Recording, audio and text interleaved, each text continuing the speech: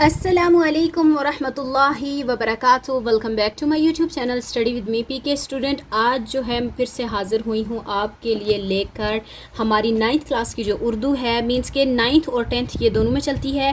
یہ اردو جو ہے یہ ان کی گرامر ہے، اور اس گرامر میں جو ہے آپ کے لیے بہت ساری چیزیں موجود ہیں جو آپ کے لیے صرف اور صرف 9th 10th میں نہیں، چاہے آپ انٹرمیڈیٹ میں ہوں، چاہے آپ مینس کہ آگے بی اے میں چلے جائیں آپ، یا پھر ایم اے میں چلے جائیں، کسی بھی کلاس میں اگر آپ چلے جائیں اور آپ اردو کے حوالے سے اگر ایجوکیشن حاصل کرنا چاہتے ہیں تو یہ اس کے لیے موسٹ امپورٹنٹ چیز ہے.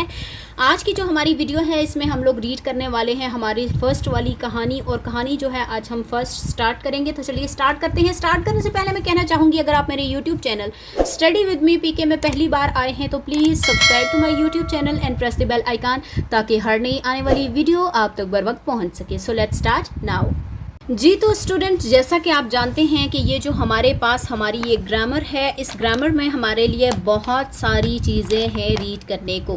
سب سے پہلے تو ہمارے پاس جو موسٹ امپورٹنٹ چیز ہے اس اردو گرامر میں وہ ہے حصہ نحو اور حصہ صرف، اور اس کے علاوہ بہت ساری ایسی چیزیں ہیں جو آپ کو اس کے بارے میں معلومات ہونی ضروری ہے. مینس کہ دیکھیں یہاں پر ہمارے پاس جو ہماری بک کے سٹارٹنگ میں جو چیز ہمارے لیے موسٹ امپورٹنٹ ہے وہ دیکھیں، یہاں پر حصہ صرف ہے.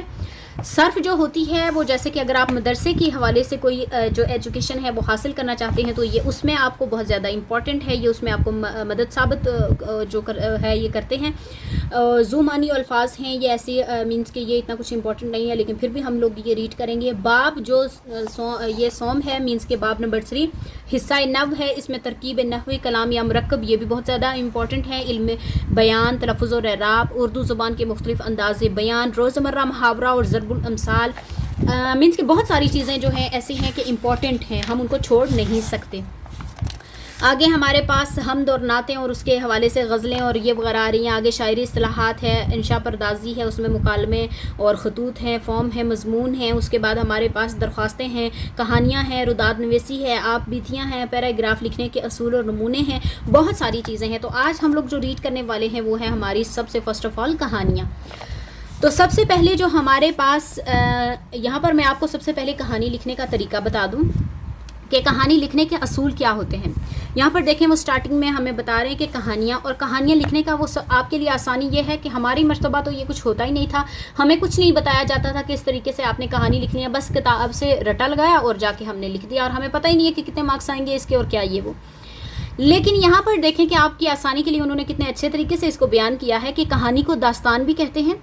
یہ گزرے ہوئے واقعات پر مبنی ہوتی ہے، یہ ہماری زندگی کے مختلف پہلوؤں کی نمائندگی کرتی ہے. کہانی سے بچوں کے حافظہ فکر اور تخیل کو جرا ملتی ہے. بہت سی کہانیوں میں زندگی کے اہم سبق ہوتے ہیں جن سے انسان نصیحت پکڑتا ہے. کہانیوں سے بچوں کی قوت مشاہدہ کی تربیت ہوتی ہے، مشاہدات کے حسن قبا کو جاننے کی صلاحیت پیدا ہوتی ہے.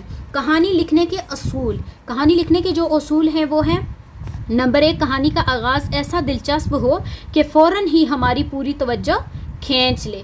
مینس کہ کہانی کی ایسی لکھی جائے کہ جب آپ کا مینس کہ پہلا محاورہ ہی اگر کوئی پڑھے نا تو وہ آپ کی ساری توجہ کھینچ لے وہ کہانی، اور آپ میں مینس کہ ایسی ایک حرارت پیدا ہو جائے کہ آپ کا دل کہے کہ نہیں اس کہانی کو پورا پڑھنا ہے.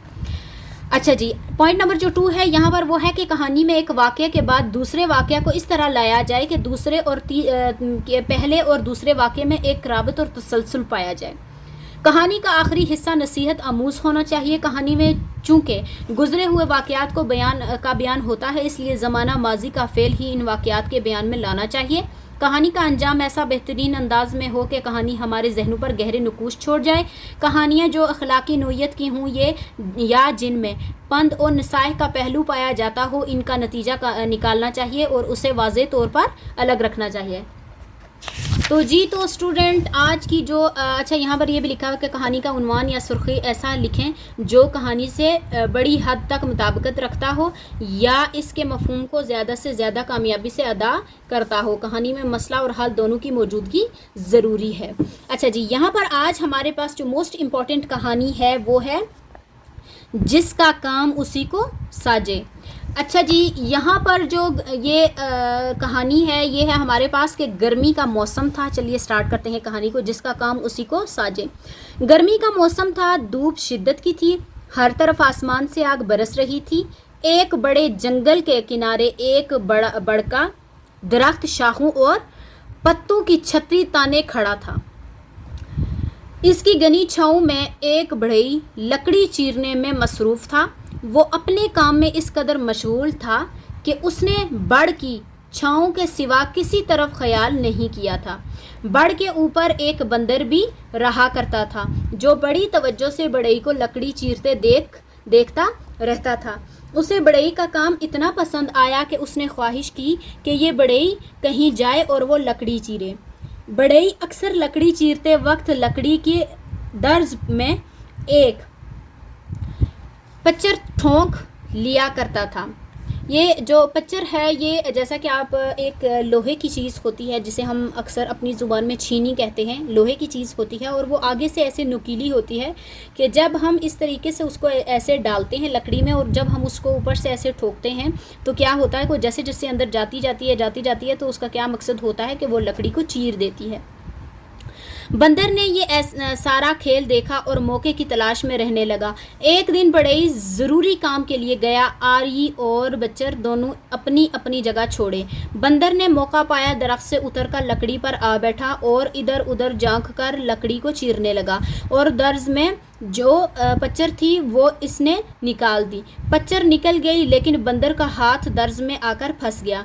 बहुत चीखा चिल्लाया, तड़पा, मगर ऐसा फंसा कि निकल ना सका। आखिर बेहोश होकर गिर पड़ा। बढ़ई ने बंदर की चीखें सुनी तो भागता हुआ आया। बंदर को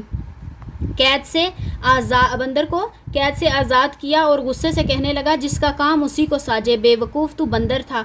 बढ़ई बनने की आरज़ू में जान से हाथ धो बैठा। जिसका काम उसी को साजे। यहाँ पर क्या हमने सीखा आज की इस कहानी में कि जाहिर है कि जिस इंसान का जो काम होता है, अगर देखें अब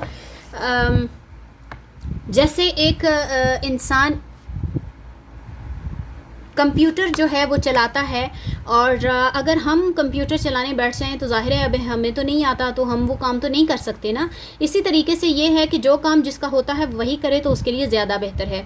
तो जी तो स्टूडेंट, जैसा कि आपने देखा कि आज की जो हमारी ये कहानी थी वो बहुत ही जो है वो एक ख़ूबसूरत किस्म की थी, उसका कहानी का मॉरल भी और सब कुछ। तो इंशाल्लाह मिलते हैं अगली वीडियो में। जाने से पहले मैं कहना चाहूँगी, अगर आप पहली बार मेरे YouTube चैनल पर आए हैं तो please subscribe to my YouTube channel and press the bell icon ताकि हर नई आने वाली वीडियो आप तक बराबर पहुंच सके। इंशाल्लाह मिलते हैं अगली वीडियो में। अल्लाह हाफ़िज़।